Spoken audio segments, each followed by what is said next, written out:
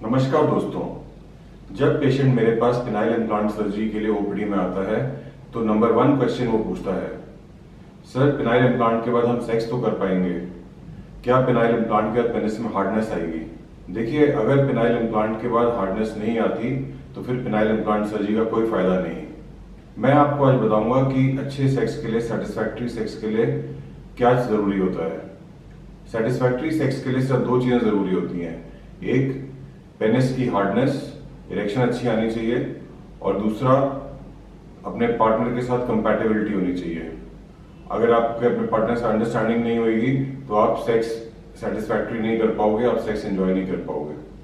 अगर पेनिस की हार्डनेस ठीक नहीं होगी तो आपका पेनिस कितना ही लंबा या मोटा होए उससे कोई फायदा नहीं है, आप ठीक से सेक्स नहीं कर पाएंगे।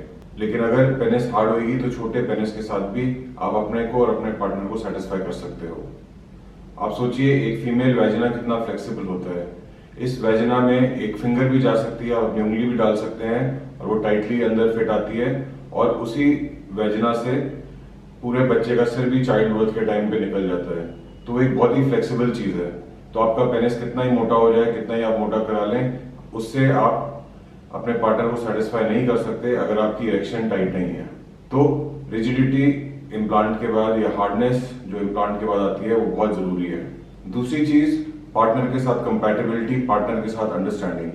आपकी इरेक्शन कितनी भी ठीक हो, लेकिन अगर आपको अपना पार्टनर पसंद नहीं है, आपको पार्टनर को आप पसंद नहीं है, तो फिर आप अच्छी तरह सेक्स नहीं कर पाएंगे। ना आपको सेटिस्फेक्शन होगी, ना आपके पार्टनर को सेटिस्फेक्शन होगी। तो पार्टनर के साथ कंपैटिबिलिटी बहुत जरूरी है। देखिए, पार्टनर के साथ आपका कैसा रिलेशनशिप होगा ये आपका पर्सनल है, इसमें मैं कुछ नहीं कर सकता। लेकिन जो दूसरी चीज है, पिनाइल इम्प्लांट के बाद हार्डनेस अच्छी आनी चाहिए, वो मेरी रिस्पॉन्सिबिलिटी है। मैं doctor Ashish Sabharwal, urologist, andrologist, robotic prostate surgeon, New Delhi, India से बोल रहा हूँ। और आज आपको इस वीडियो में बताऊंगा कि डिफरेंट पिनाइल इम्प्लांट्स की हार्डनेस कैसी होती है और कौन सा इम्प्लांट सेक्स करने के लिए अच्छा है। इस वीडियो में हम लोग मैलेबल इम्प्लांट्स को डिस्कस करेंगे। जो कॉमनली यूज्ड मैलेबल इम्प्लांट्स हैं वो है इंडियन इम्प्लांट, शार्प प्रोस्थेसिस। दूसरा, टेट्रा इम्प्लांट जो अमेरिकन इम्प्लांट है बॉस्टन साइंटिफिक का। तीसरा, कोलोप्लास्ट जेनेसिस इम्प्लांट जो अमेरिकन इम्प्लांट है। और चौथा, रेजिकॉन इम्प्लांट, वो भी अमेरिकन इम्प्लांट है। तो इन चारों इम्प्लांट्स की हार्डनेस डिस्कस करेंगे हम। जब हम सिलिकॉन इम्प्लांट्स की हार्डनेस को मेजर करते हैं तो उसका एक ड्यूरोमीटर स्केल होता है। ड्यूरोमीटर स्केल में जितना ड्यूरोमीटर ज्यादा होएगा या जितना शोरे ज्यादा होएगा उतना ही इम्प्लांट की हार्डनेस ज्यादा होगी। जैसे लंबाई का यूनिट मीटर या सेंटीमीटर या फीट ऐसे होता है, वैसे ही हार्डनेस का जो यूनिट है वो शोरे होता है। तो अगर किसी इलास्टोमर का, किसी इम्प्लांट का शोरे कम है तो मतलब वो लूज इम्प्लांट होता है, सॉफ्ट इम्प्लांट होता है। और अगर शोरे ज्यादा होता है तो उसकी हार्डनेस ज्यादा होती है। ये है हमारा इंडियन इम्प्लांट। इंडियन इम्प्लांट काफी इंटरेस्टिंग इम्प्लांट है। ये देखने में आसान है लेकिन इतना आसान नहीं है, इतना सिंपल नहीं है, बड़ा कॉम्प्लेक्स इम्प्लांट है। अगर किसी को इसके बारे में पूरी इंफॉर्मेशन नहीं है तो वो कभी भी इसकी इम्प्लांट सर्जरी ठीक नहीं कर सकता। ये जो इम्प्लांट है इसके 4 पार्ट होते हैं। पहला, टिप जो होता है वो उसकी हार्डनेस 5 शोरे होती है। 5 शोरे मतलब ये बहुत ही सॉफ्ट टिप है। ये टिप सॉफ्ट इसलिए ताकि पेनिस के अंदर इम्प्लांट बड़ा बड़ा परफोरेट ना करे। ये सेफ रहता है, लंबा इम्प्लांट चलता है, सेक्स के टाइम पे पेन नहीं होती। दूसरा पार्ट जो है वो हार्ड पार्ट होता है, इसका शोरे 70 है। शोरे 70 मतलब ये बहुत हार्ड पार्ट है। ये पूरा हार्ड पार्ट पेनिस के अंदर जाता है जिससे पेशेंट आराम से सेक्स कर सकता है, उसको हार्डनेस अच्छी मिलती है। उसके बाद का 5 सेंटीमीटर जो है इसका शोरे 30 है। ये वाला सॉफ्ट पार्ट है, ये हिंज पार्ट है। हिंज पार्ट की वजह से इस इम्प्लांट को कपड़ों के नीचे आराम से बेंड कर सकते हैं। अब देखिए, यहाँ पे ये हार्ड पार्ट है, इसमें बेंड करना मुश्किल है। लेकिन ये वाला जो पार्ट है ये सॉफ्ट पार्ट है, हिंज वाला पार्ट है, जिससे आराम से हम लोग बेंड कर सकते हैं। ऊपर, नीचे, राइट, लेफ्ट, कहीं पे भी हम लोग बेंड कर सकते हैं इस हिंज की वजह से। और उसके बाद पीछे एक मॉडरेटली फर्म पार्ट है जो बॉडी के अंदर वाले पार्ट में लगता है, इसकी शोरे 50 है। तो ये वाला जो पार्ट है ये अंदर लगता है, ये भी थोड़ा हार्ड पार्ट है। तो ये पूरा इम्प्लांट जब अच्छी तरह फिटिंग होगी तो इसमें हार्डनेस भी बहुत अच्छी आती है और कपड़ों के नीचे आप छुपा भी सकते हो। इस इम्प्लांट के बारे में 3 क्वेश्चंस हार्डनेस के बारे में बहुत सारे पेशेंट्स पूछते हैं, उसके बारे में मैं आज डिस्कस करूंगा। पहला क्वेश्चन कि इंडियन इम्प्लांट हमेशा इरेक्ट रहता है। देखिए, जैसे मैंने आपको बताया कि ये हिंज है, अगर आपकी ठीक से इम्प्लांट की फिटिंग होगी तो पूरा हार्ड पार्ट पेनिस के अंदर आएगा और ये जो हिंज पार्ट है ये बॉडी और पेनिस के जंक्शन पे आएगा। तो इसलिए जैसे आप लगा लीजिए कि ये आपकी बॉडी है, यहाँ पे इम्प्लांट है, ये वाला पार्ट अंदर है और ये वाला पार्ट बाहर है। तो अगर आप इसको डाउन करेंगे, इस हिंज पार्ट से आराम से डाउन हो सकता है, कपड़ों के नीचे डाउन हो सकता है। तो ऐसा नहीं है कि इंडियन इम्प्लांट हमेशा इरेक्ट रहता है। अगर आपकी इम्प्लांट की ठीक से फिटिंग होगी तो ये हिंज के लेवल से ऊपर नीचे साइड वाइज किसी भी डायरेक्शन में मूव कर सकता है बहुत इजीली। दूसरा क्वेश्चन जो हिंज की वजह से लोग पूछते हैं कि क्या इंडियन इम्प्लांट सॉफ्ट होता है, क्या ये एक्सियल प्रेशर में बेंड करेगा।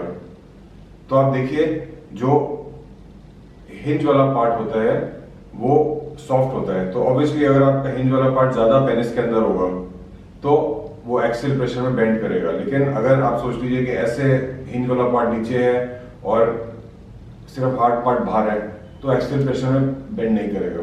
तो इसलिए अगर इंडियन इम्प्लांट की फिटिंग अच्छी होगी तो ये एक्सियल प्रेशर में बेंड नहीं करता। तीसरी चीज जो मेरे से पेशेंट्स पूछते हैं कि इंडियन इम्प्लांट जब कई पेशेंट्स में लगा होता है तो उसकी डायरेक्शन डाउनवर्ड होती है। अब देखिए, ऐसे ये इम्प्लांट है तो हिंज की वजह से थोड़ा डाउन बेंड कर रहा है। किसी पेशेंट की नेचुरल इरेक्शन भी या नेचुरल टाइम पे भी पेनिस थोड़ा डाउन ही रहता है। सिर्फ सेक्स के टाइम पे वो लोग ऊपर करके उसको सेक्स करते हैं।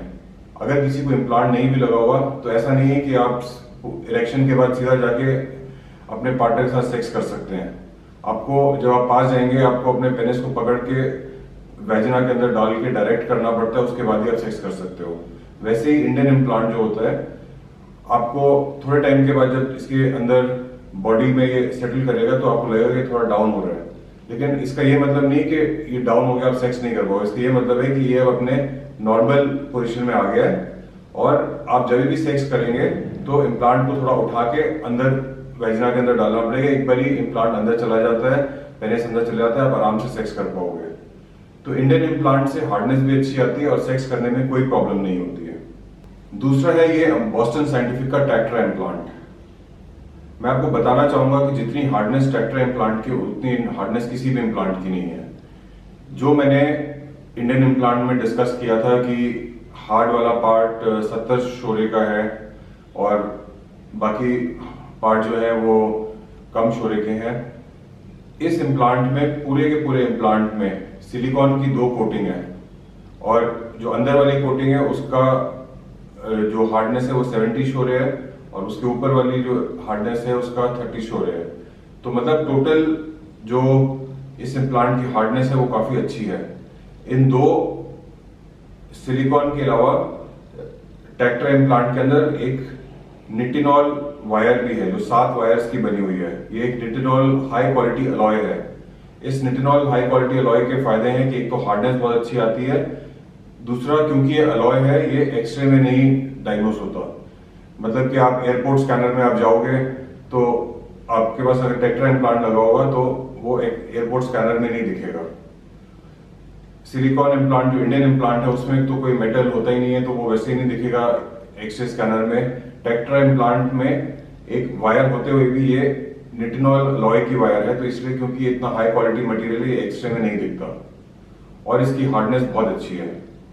अगर हम कंपेयर करेंगे इंडियन इम्प्लांट को और इसको तो इसकी हार्डनेस इंडियन इम्प्लांट से डबल है। आप देखिए बिल्कुल ही ये बेंड नहीं कर रहा। तो अगर किसी को बिल्कुल ज्यादा हार्डनेस चाहिए तो टेक्ट्रा इम्प्लांट सबसे अच्छा है हार्डनेस में। लास्टली 2 और मैलेबल इम्प्लांट्स हैं, एक तो कोलोप्लास्ट जेनेसिस और दूसरा रिजिकॉन इम्प्लांट। ये दोनों जो इम्प्लांट्स हैं इन दोनों में बेंडेबिलिटी है, लेकिन क्योंकि ये बेंडेबल है इनकी रिजिडिटी कम है। दोनों कोलोप्लास्ट जेनेसिस और रिजिकॉन इम्प्लांट की रिजिडिटी हार्डनेस टेक्ट्रा और इंडियन इम्प्लांट से कम होती है। इसीलिए कई लोगों को सेक्स करने में प्रॉब्लम हो सकती है इन इम्प्लांट्स के साथ। हम लोगों ने कोलोप्लास्ट जेनेसिस का तो देखा है, कई लोगों को सेक्स करने में प्रॉब्लम होती है, लेकिन रिजिकॉन के साथ भी सेक्स करने में प्रॉब्लम है क्योंकि इसकी हार्डनेस अच्छी नहीं है। जो रिजिकॉन इम्प्लांट है उसके अंदर स्टेनलेस स्टील वायर होती है जो पूरी इम्प्लांट की लेंथ में नहीं होती। तो इसलिए उसमें सपोर्ट कम है। तो दोस्तों लास्ट में मैं यही कहना चाहूंगा कि अगर आपको अच्छी हार्डनेस चाहिए और कोई ऐसा इम्प्लांट चाहिए जो एक्सरे में भी ना दिखे, एयरपोर्ट में पता ना चले, तो आप इंडियन इम्प्लांट या टेक्ट्रा इम्प्लांट ही चूज करें। अगर आपको पिनाइल इम्प्लांट के बारे में और कोई इन्फॉर्मेशन चाहिए तो आप मेरे को ईमेल पे या व्हाट्सएप पे कांटेक्ट कर सकते हैं। मेरा ईमेल एड्रेस और व्हाट्सएप नंबर नीचे डिस्क्रिप्शन में दिया हुआ है। धन्यवाद।